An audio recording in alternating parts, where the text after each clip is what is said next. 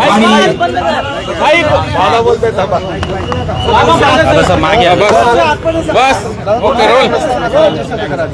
दादा बऱ्याच दिवसानंतर तुम्ही निवेदन करा. बरेच दिवसानंतर दर आठवड्याला मी पुण्यामध्ये असतो. हे जे काही पुण्यामध्ये मधल्या काळामध्ये घटना घडल्या त्याच्या संदर्भात 20 तारखेला आपलं मतदान मुंबईचं शेवटचं होतं.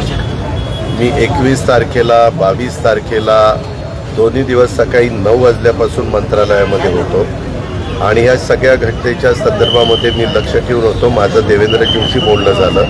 देवेंद्रजी म्हणले मी तातडीनं पुण्याला निघालेलो आहे, मी त्याच्यामध्ये स्वतः जातीनं लक्ष घालणार आणि त्यांनी लक्ष घालून त्यांनी स्वतः प्रेस घेतली आणि त्याच्यामध्ये सांगितलं. कारण नसताना एक अशा प्रकारचा गैरसमज समाजामध्ये करून दिला जातो की याच्यात पालकमंत्र्यांचं लक्ष नाही, कुणी लक्ष घातलं नाही. मला मीडियाच्या पुढे यायला आवडत नाही. मीडियाचे अनेक लोकांना माहिती आहे. मी माझं काम करत असतो. आजही 21 तारखेला सकाळी 9ला त्या मंत्रालयात चेक करायचं की अजित पवार 9 वाजता मंत्रालयात होता का नाही.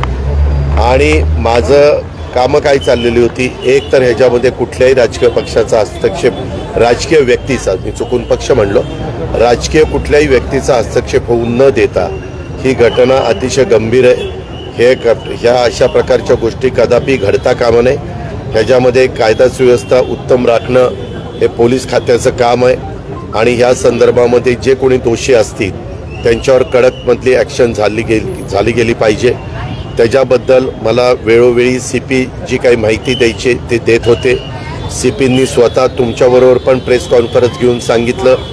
आज पण मी सकाळी CPंशी बोललो. CP आणि मी दोघांनी त्याच्याबद्दलची चर्चा केली. त्यांनी प्रत्येक मिनिट टू मिनिट कसं काय काय घडत गेलं ते सांगितलं आणि ह्यामध्ये बेल कसा मिळाला हेही तुम्हाला त्या ठिकाणी कळालं.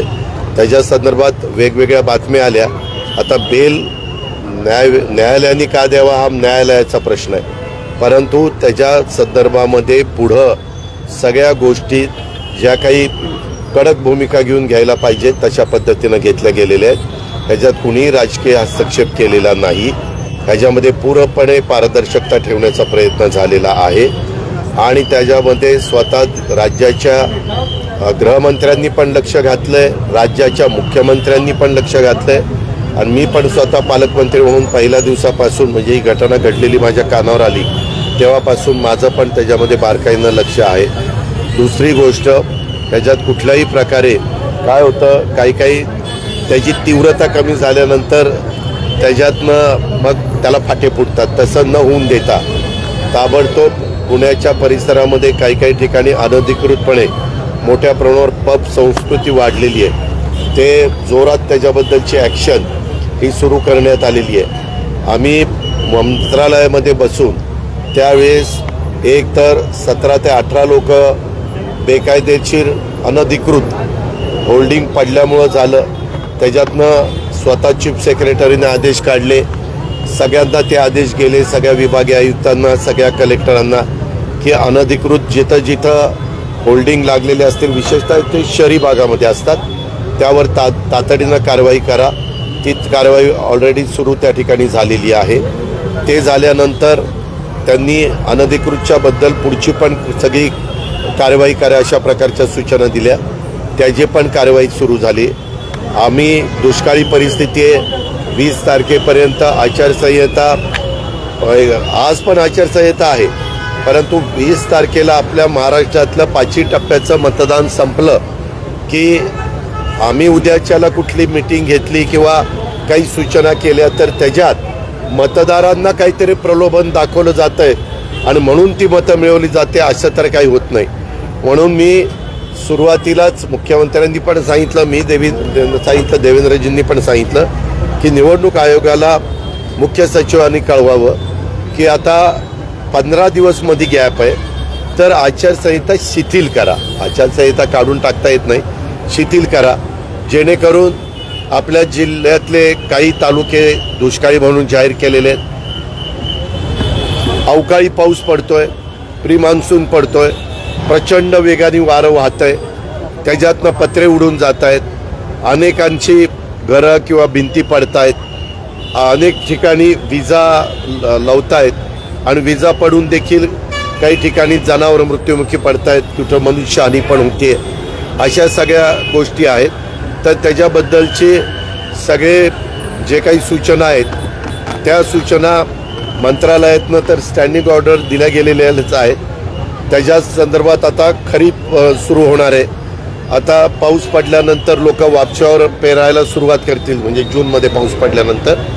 त्याच्यामुळं आम्हाला खरीपाच्या आढावा बैठक घेता येत नव्हती, म्हणून जिल्हाधिकाऱ्यांना सगळ्या जिल्ह्यामध्ये बियाणं आहे का, खतं आहेत का, कुठली खतं कमी आहेत, कुठली खतं कुठल्या भागामध्ये दिली पाहिजे, कुठल्या बियाणाला मागणी आहे, ॲग्रिकल्चर ऑफिसरला, जिल्हा कृषी अधिकारी त्यांनाही विचारून बाबा तुमची काय डिमांड आहे आणि तशा प्रकारच्या डिमांड पूर्ण करण्याचं काम ह्या निवडणूक आचारसंहितेला कुठंही धक्का न लागता ह्या गोष्टी शेतकऱ्यांना वेळेमध्ये मिळाल्या पाहिजेत. कुठं कापसाची बियाणाची मागणी आहे, कुठं मक्याच्या बियाणाची मागणी आहे, अशी वेगवेगळ्या प्रकारची. पोटॅश व्यवस्थित मिळतं आहे का, युरिया व्यवस्थित मिळतो आहे का, DAP व्यवस्थित मिळतं आहे का, ह्या सगळ्या गोष्टी आम्ही बघतोय. फक्त मी मीडियाच्या समोर आलो नाही, माझं काम त्या ठिकाणी चाललेलं आहे आणि आपण पण बघताय तशा पद्धतीनं या सगळ्या गोष्टी केल्या. उजनीमध्ये जी घटना घडली ती घटना घडल्यानंतर मला ताबडतोब तिथून प्रांतांनी पण कळवलं, आपले दत्तामामा भरणे तिथले आमदार आहेत त्यांनी पण कळवलं.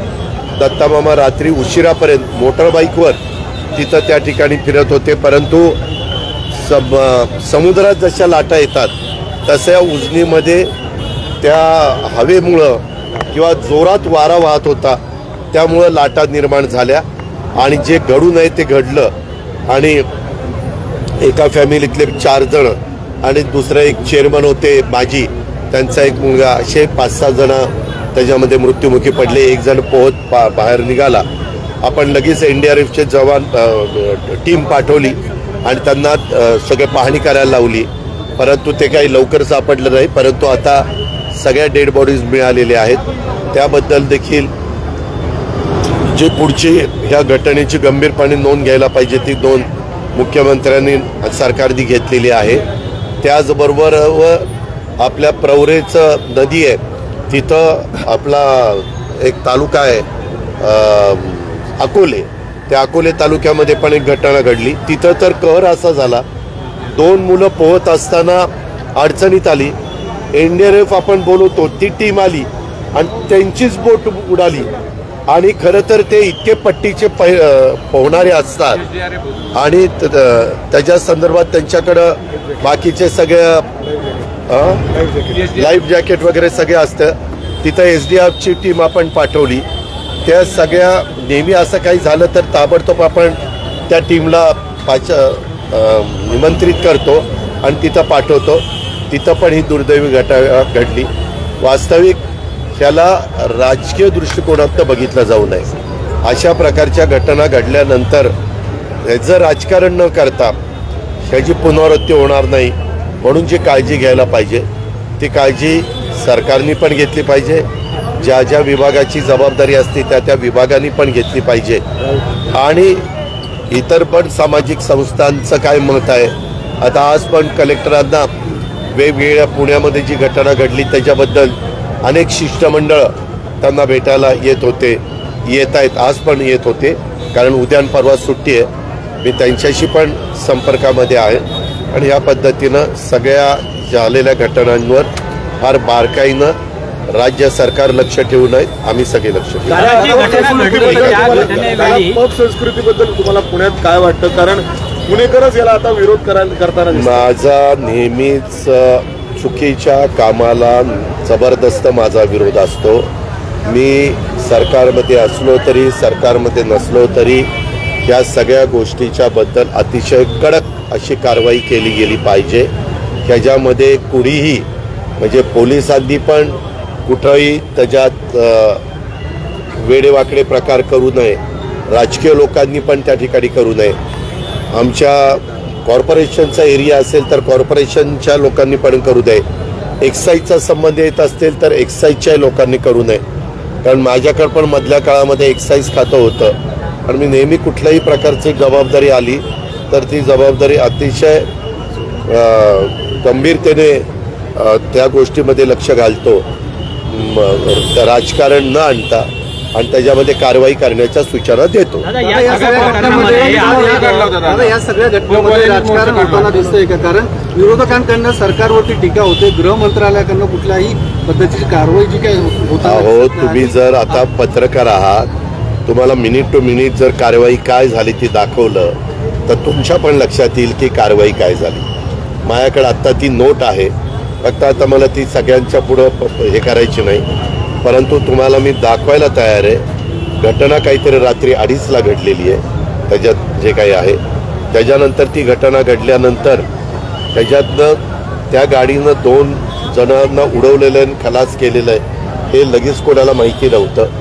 त्यानंतर जसं जसं ही माहिती मिळाली त्यानंतर गुन्हा नोंदवण्यात आला. त्याच्यामध्ये 304 त्या सगळ्या गोष्टी त्याचा पार स्वतः लोकांनी म्हणजे काही लोकांनी चर्चा करून केला आहे. ती सगळी कलमं त्याच्यामध्ये घातली. बेल लगेच मिळायला नको होता, तो बेल मिळाला, परंतु त्याच्या संदर्भामध्ये पुन्हा सगळं जे वातावरण झालं ते बघितल्यानंतर तो बेल रद्द करण्यात आला. त्याला तो 18 वर्षाच्या आतला असल्यामुळं त्याला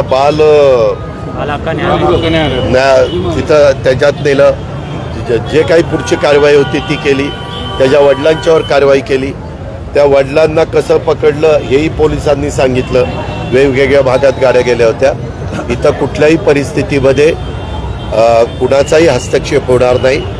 जे काही असेल ते रीतसर कायद्याने नियमाने कारवाई केली जाईल अशा प्रकारचा शब्द स्वतः मुख्यमंत्र्यांनी दिलाय, राज्याच्या उपमुख्यमंत्री आणि गृहमंत्र्यांनी पण दिलाय आणि मी पण आता तुमच्या समोर आलेलो आहे. माझं तर काम ऑलरेडी चालू होतंच. मी त्या पद्धतीनं आज पण तुमच्या माध्यमातून सांगतोय की आम्ही पण त्याच्यात बारकाईने सुनील टिंगऱ्यांनी त्याच्यामध्ये खुलासा केलेला मी चॅनलला ऐकलेला आहे. सुनील टिंगऱ्यांनी त्याच्यामध्ये स्पष्ट काय घडलं कसं घडलं ते सगळं सांगितलेलं आहे. अशा घटना घडल्यानंतर यंत्रणा राग येते. आता काय तर बार सील करायचे, आता काय तर महापालिका जाऊन अतिक्रमण काढणार, हे जे काय इतके दिवस सगळं त्या संदर्भामध्ये एकदा चौकशीच्या सूचना दिलेल्या आहेत. चौकशीमध्ये कोण कोण दोषी आहेत, काय काय आहे त्याच्यावर सत्य कारवाई पुढची त्या ठिकाणी केली. वकील आहेत ते तुमचे आहेत, सुप्रिया सुळे म्हणतात, नितेश राणे म्हणतात ते शरद पवारांचे वकील आहेत. कुठले वकील? प्रशांत पाटील आरोपी. एक मिनिट मला सांगा, आज देशामध्ये प्रख्यात वकील कोण आहे? कोण आहे दिल्लीमध्ये? सांगा ना. साळवे साहेब आहेत, हरीश साळवे. एवढं तर तुला माहिती आहे.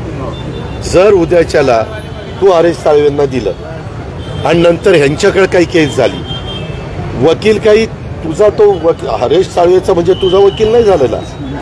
वकील कुणाची केस घेऊ शकतो. तुम्ही पण पत्रकार मित्रांनो मला हात जोडून विनंती करायची, हे वकील कोण देत नाहीये. आता याच्या ओळखीचा वकील, हा तुझा आता तिकडं, हा तुझा तिकडं, ही सगळी बकवास आहे बाबांनो.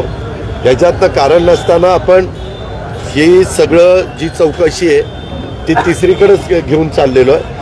वकील कोण दिला त्या वकिलाला जाऊन विचारा ना, तुला कुणी नेमला, तुला कुणी तिथं हे केस लढवायला दिली.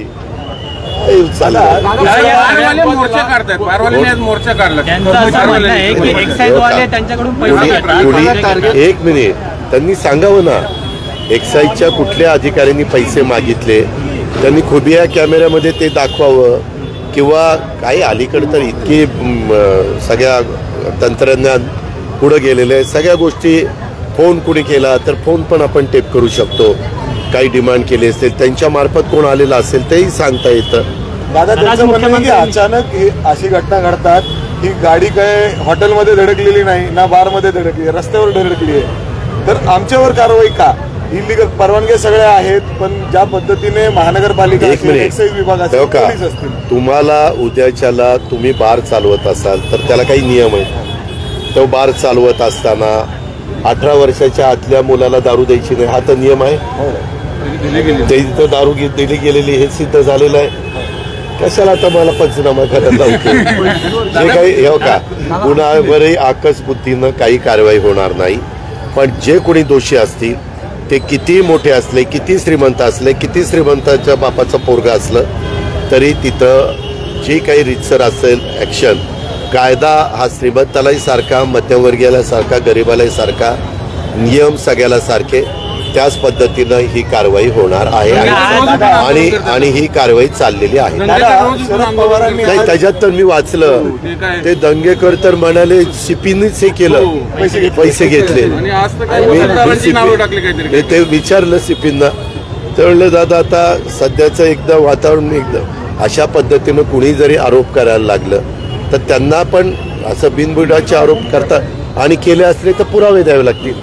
उद्याच्याला ते म्हणतात की XYZ ऑफिसरनी घेतलंय तर मग पुरावे तर द्यावे लागतील ना.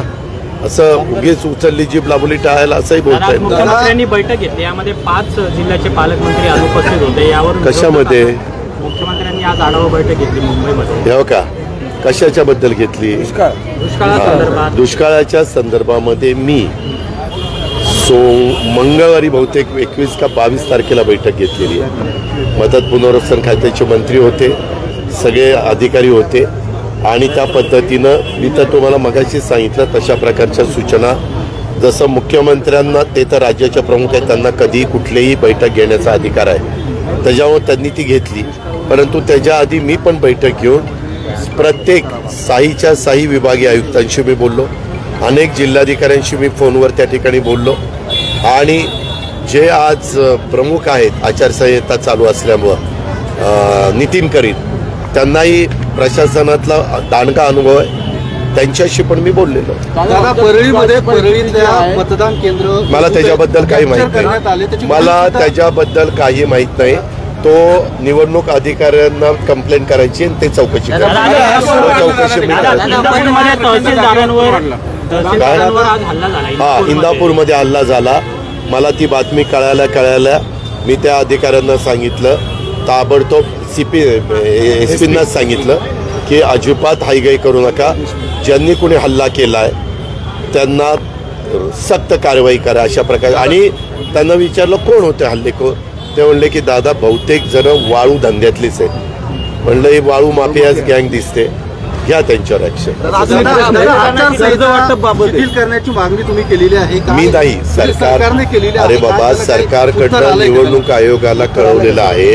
निवडणूक आयोग कालपर्यंत मी मंत्रालयात होतो, नाही काल सुट्टी होती, परवा दिवशीपर्यंत, तोपर्यंत काही उत्तर आलेलं नव्हतं.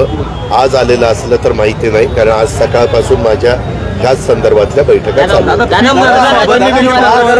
सिबिल स्कोर विचारतात शेतकऱ्यांना, तर कर्ज देत नाही, त्याबाबत माझ्या माहितीप्रमाणे पुणे जिल्हा मध्यवर्ती सहकारी बँक तसं ऐका ना विचारत नाही. महाराष्ट्राच्या बद्दल विचारत असतील तर मी सोमवारी गेल्यानंतर त्यामध्ये लक्ष घालून MSC बँकेला पण सूचना आम्ही देऊ, बँक ऑफ महाराष्ट्र ही आपली लीड बँक आहे त्यांनाही सूचना देऊ आणि त्याच्यामधनं शेतकऱ्यांना त्रास होणार नाही ही खबरदारी घेऊ. 5 टप्पे झालेले आहेत, मात्र इंडिया आघाडी आणि महाविकास आघाडीचा कॉन्फिडन्स निकालानंतर काय होऊ शकतं राज्यात? अरे मी काही ज्योतिष नाही बाळा, त्याच्या ऐका ना बाबा, 4 तारखेला मतपेट्या काही मशीन एकदा टोटल मारल्यावर आपल्याला कळेल.